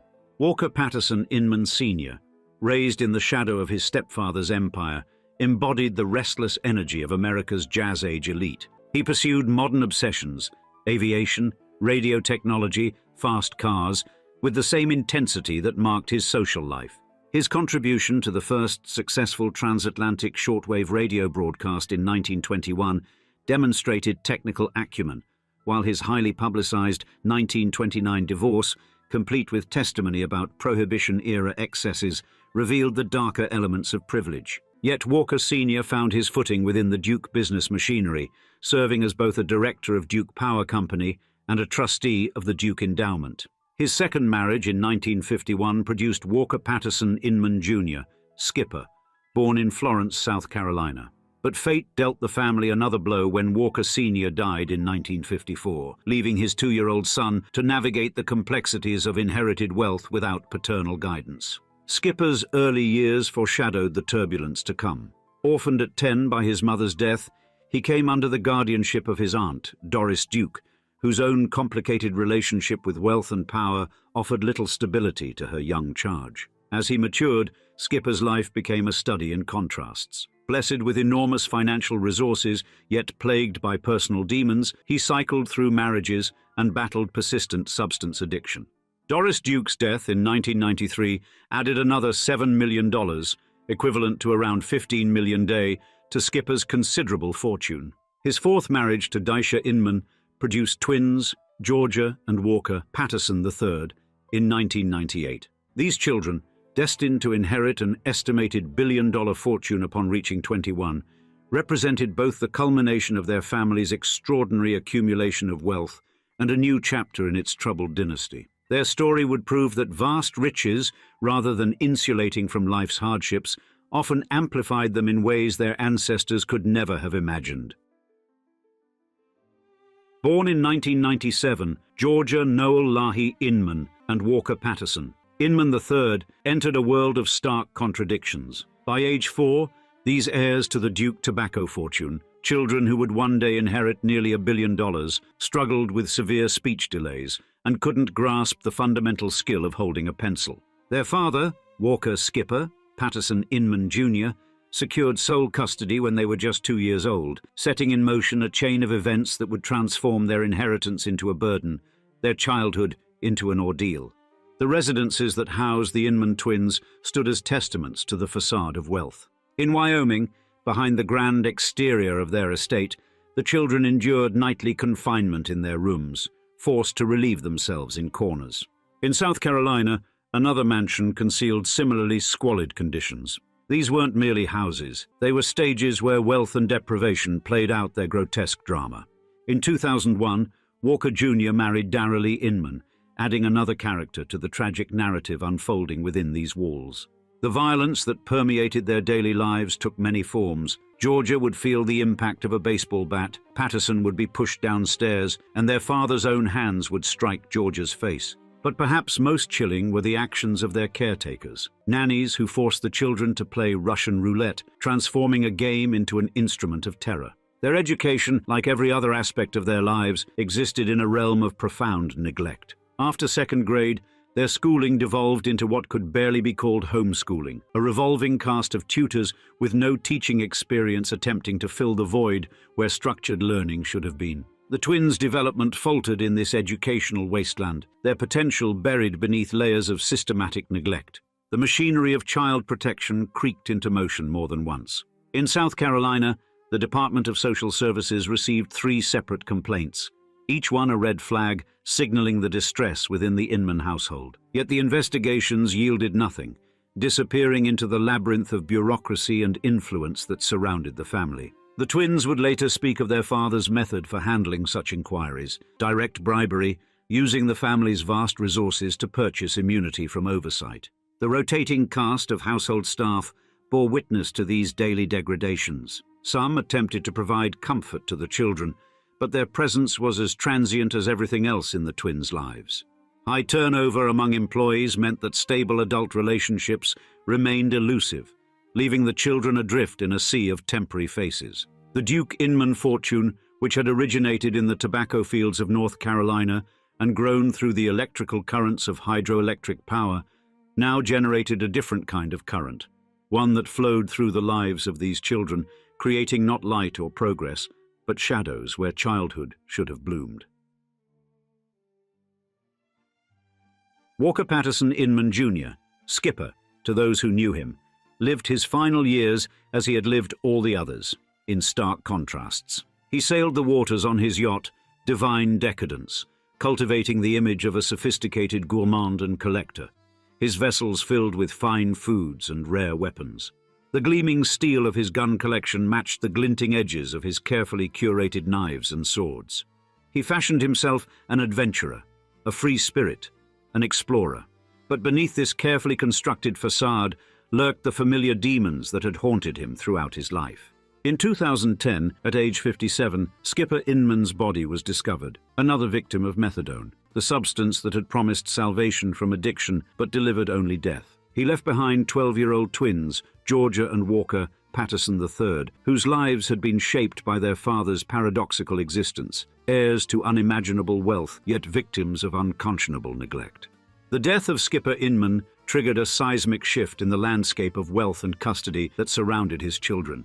Their biological mother, Daisha Inman, skipper's fourth wife, emerged from a decade of forced absence to reclaim her role in their lives. The courts, which had stripped her of her children when they were mere toddlers, now reversed course. In August 2010, for the first time since their infancy, the twins returned to their mother's custody. But as the legal machinery churned, it unearthed horrors that had festered behind mansion walls. Tales of scalding baths emerged, alongside accounts of physical torture. The South Carolina Department of Social Services would later confirm what many had long suspected, formally finding that Darrelly Inman, the children's former stepmother, had indeed physically abused them in 2011. The press descended upon the story with voracious interest, christening Georgia and Patterson the poorest rich kids in the world. The phrase captured the cruel irony of their circumstances. Here were children who stood to inherit a fortune that would have dazzled even the most seasoned of Wall Street financiers, yet whose childhoods had been marked by deprivations that would have shocked the conscience of any poverty-stricken neighborhood in America. Behind the mahogany doors of corporate boardrooms, titans of finance maneuvered through the labyrinth of the twins' inheritance. Citibank and J.P. Morgan, those towering bastions of American banking, found themselves locked in bitter combat with Daisha Inman over control of the vast fortune. When Daisha moved to direct $29 million toward a sprawling Utah ranch, the court's swift intervention highlighted the tenuous nature of her grasp on the children's wealth. As the twins entered their teenage years, their voices began to emerge from behind the veil of privilege and pain. By 2016, the unified front of the twins' legal battles began to crack. Georgia, perhaps seeking closure, moved to end litigation against their former stepmother, Darrelly. Patterson, however, remained steadfast in his pursuit of justice. This divergence marked yet another chapter in their complex saga, as armies of lawyers descended upon the case, their briefcases bulging with motions and counter-motions. Their 21st birthday arrived on the 23rd of October 2018, with the weight of expectation. But like so much in their lives, this milestone proved more complex than it appeared. The inheritance that had cast such a long shadow over their childhood remained tangled in legal complexities, the full access they had anticipated still beyond their reach. Even worse, reportedly, the actual sum they would likely receive was not even close to $1 billion, with many saying it would be closer to $60 million US, if that. But the machinery of justice continued to grind forward. Georgia Inman's motion to disqualify the law firm Grimmer Davis and its attorneys from representing her brother in Wyoming's consolidated trust cases revealed new fissures in the siblings' relationship. When the Wyoming court's special master recommended the firm's disqualification in March 2019, it marked yet another turn in their labyrinthine legal journey. By April 2019, Georgia had taken an unprecedented step, filing a malpractice claim against her former attorneys at Grimmer Davis. The claim spoke to alleged damages to trust assets, another chapter in the ongoing saga of wealth, power, and the complex web of relationships that had defined the twins' lives since childhood. The legal documents, filled with dense paragraphs of judicial language, told a story not just of alleged professional misconduct, but of the persistent chaos that seemed to follow the Inman fortune like a shadow. And then, silence. Like so many stories of wealth and power in American life, the public narrative of the Inman twins faded from view, leaving questions unanswered and resolutions uncertain.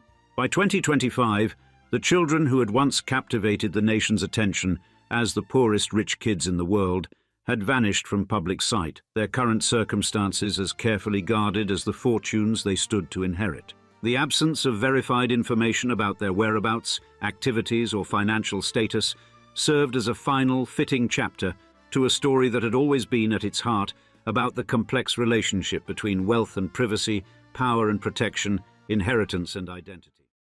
In the crisp autumn of 1968, the shimmering waters of the Ionian Sea bore witness to an extraordinary union. On the secluded island of Skorpios, Greek shipping tycoon Aristotle Onassis and America's widowed First Lady Jacqueline Kennedy vowed to intertwine their destinies.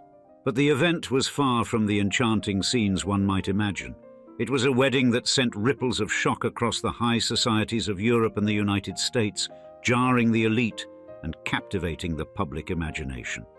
You see, Jacqueline, at 39, had been the radiant heart of Camelot, her grace underlined by tragedy following the assassination of President Kennedy. And her choice to marry 62-year-old Onassis, a man ensnared by controversy, seemed to many a sordid betrayal of her image. In American eyes, he was the epitome of ruthless ambition, a man clawing his way through the power echelons without regard for decorum.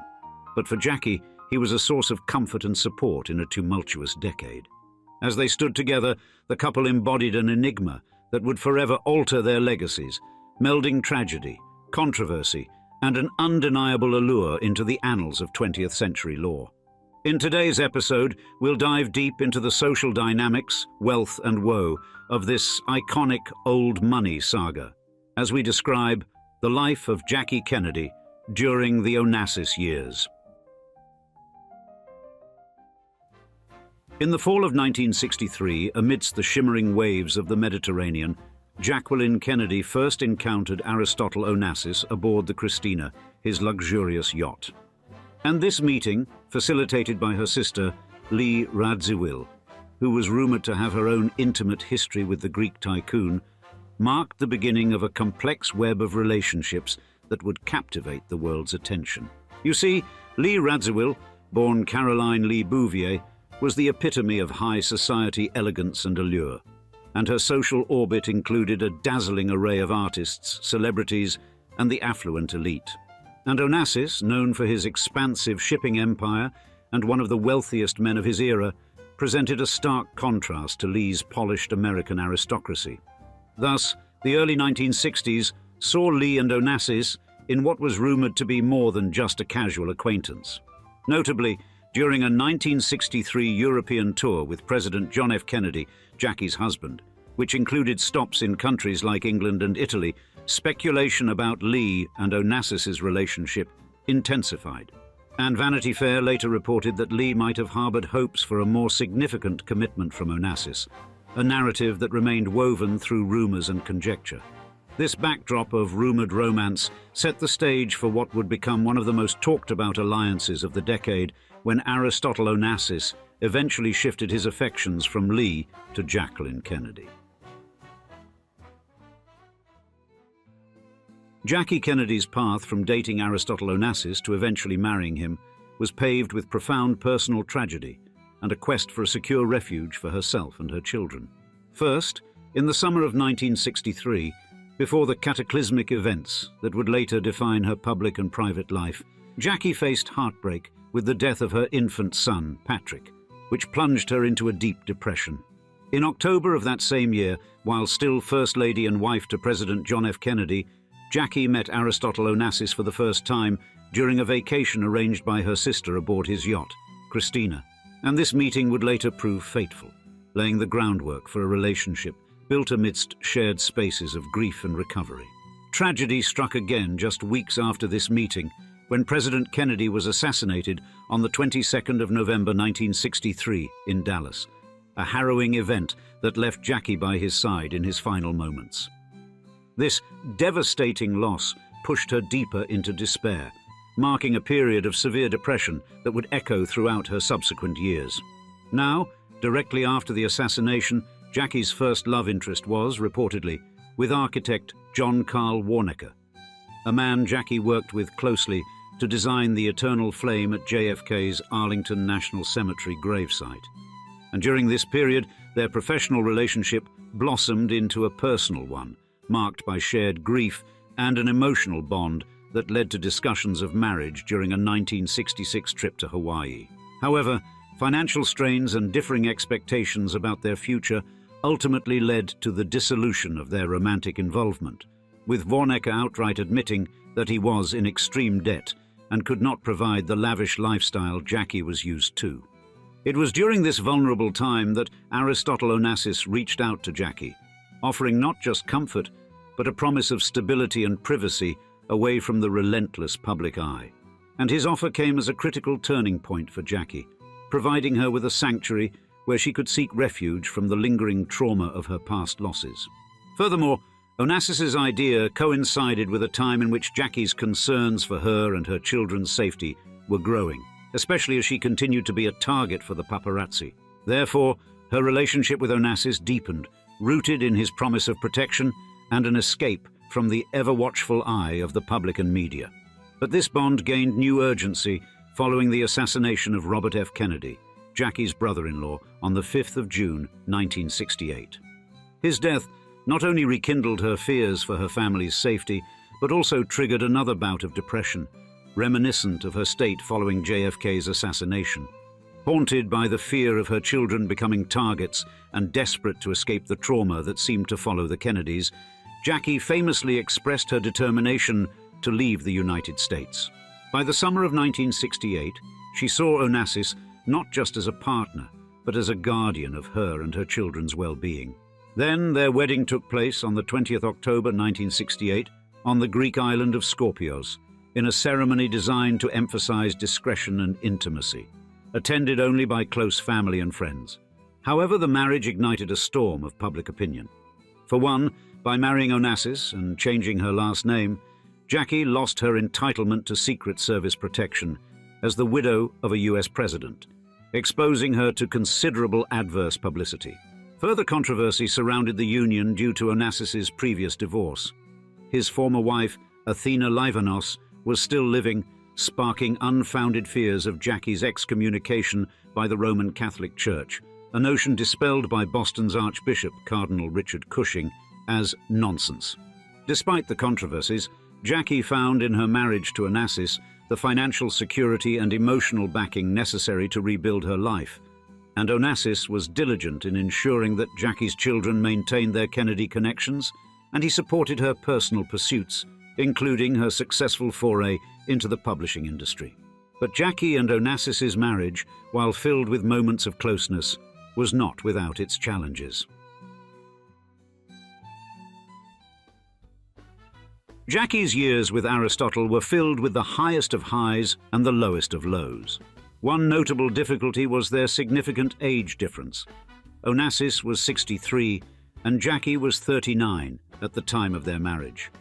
And this gap sparked endless speculations about their relationship's dynamics, portraying Jackie as vulnerable and dependent on Onassis's wealth for her and her children's well-being.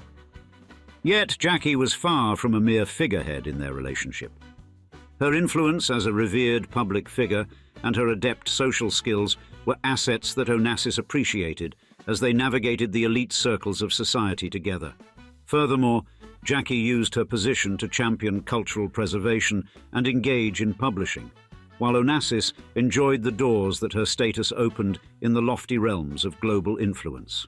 However, the marriage faced internal strains, primarily due to Onassis's frequent absences and rumored infidelities, which left Jackie longing for more consistent companionship and emotional support. Yet, life with Aristotle Onassis was also renowned for its opulent experiences and the expansive array of properties he amassed across the globe. For example, his penchant for luxury was epitomized in his acquisition of Skorpios, a private island in the Ionian Sea, which he purchased in 1962.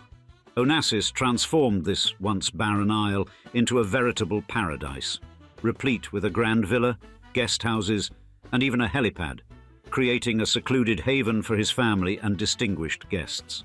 And it was here, as we mentioned, that he wed Jacqueline Kennedy in 1968.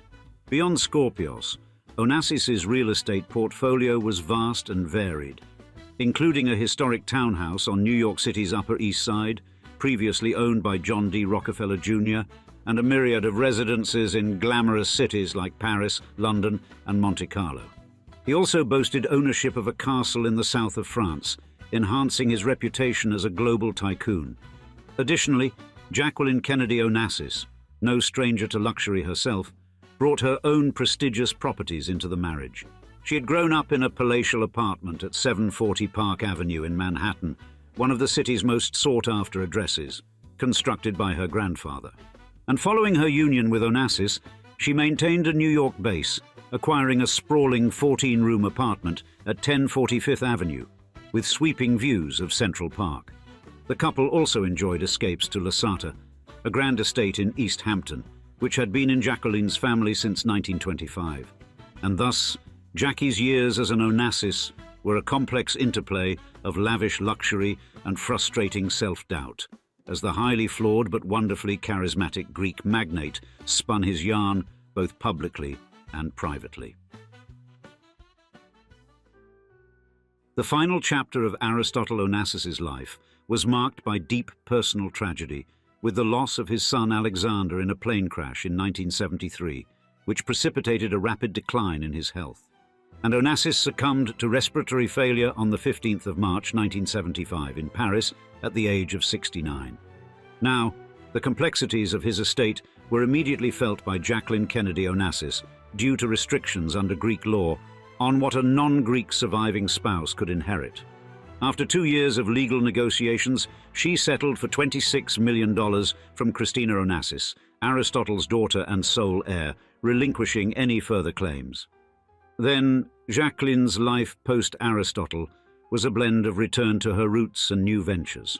She permanently relocated back to the United States, dividing her time among Manhattan, Martha's Vineyard, and the Kennedy compound in Hyannisport, Massachusetts. In 1975, Jacqueline embarked on a new career path as a consulting editor at Viking Press, though she resigned 2 years later amid controversies over the publication of a novel involving a fictional assassination plot against Ted Kennedy. Her career in publishing continued at Doubleday, where she worked as an associate editor and influenced a wide array of publications, including Larry Gonick's The Cartoon History of the Universe and works by notable figures such as Carly Simon and Diana Vreeland. Additionally, Jacqueline also remained active in public life and cultural preservation. She notably led efforts to save Grand Central Terminal from demolition in the 1970s and opposed the construction of a skyscraper that would overshadow Central Park in the 1980s. Her commitment to historic preservation was therefore widely recognized and celebrated, including her efforts to save Olana, the home of artist Frederick Edwin Church. Yet, despite withdrawing from much of her former public political engagement, Jacqueline made exceptions, such as her involvement in Ted Kennedy's 1980 presidential campaign and her support for Bill Clinton in the early 1990s. She also offered guidance to Hillary Clinton on managing life in the White House with a young child. In the later years of her life, Jacqueline faced personal health challenges. She was diagnosed with non-Hodgkin's lymphoma in December 1993 and underwent chemotherapy.